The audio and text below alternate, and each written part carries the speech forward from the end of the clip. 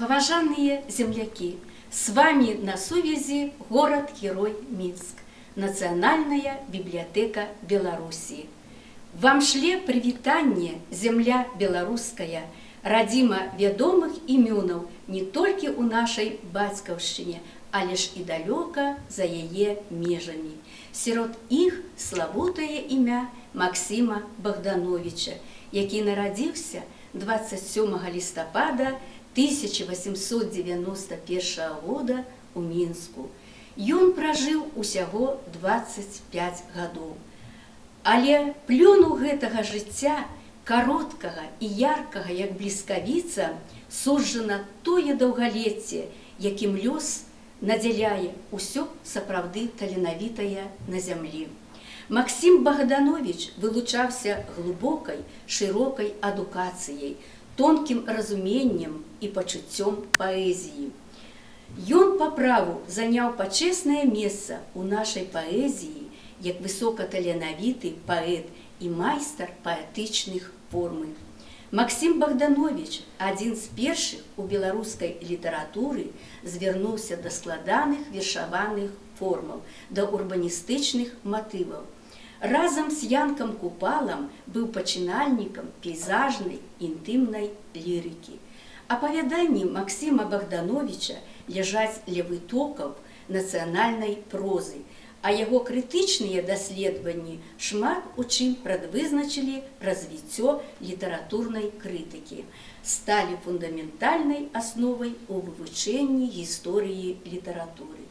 Як чалавек вялікай эрудыцыі і шырокіх творчых інтарэсаў, Максим Богданович разглядаў беларускую літаратуру у сістэме сусветных літаратурных сувязяў і перш-наперш у яе сувязях з літаратурай рускай.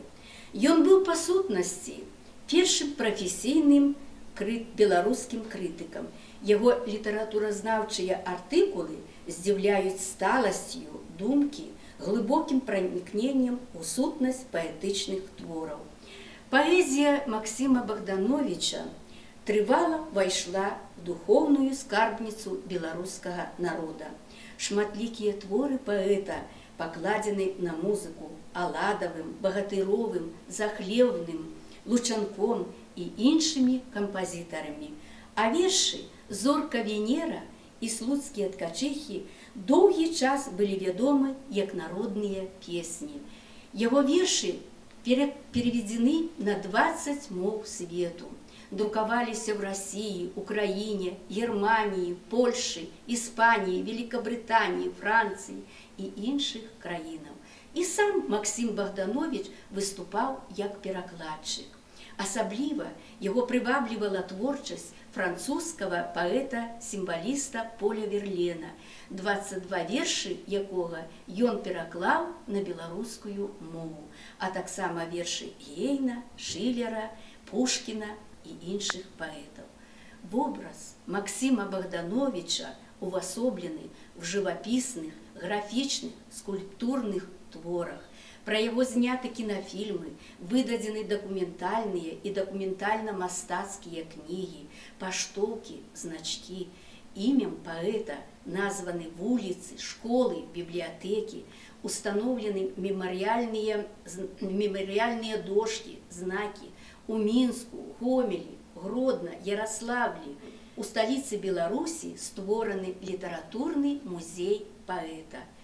Помнікі Максиму Богдановичу пастаўлены у Мінску і Місхоры. На гэтым мы з вами развітваемся. Бывайце здаровы, поспехаў вам ва ўсім.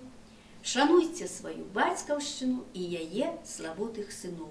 З павагай супрацоўніца Нацыянальнай бібліятэкі Беларусі Галіевская Евгенія Вячеславовна.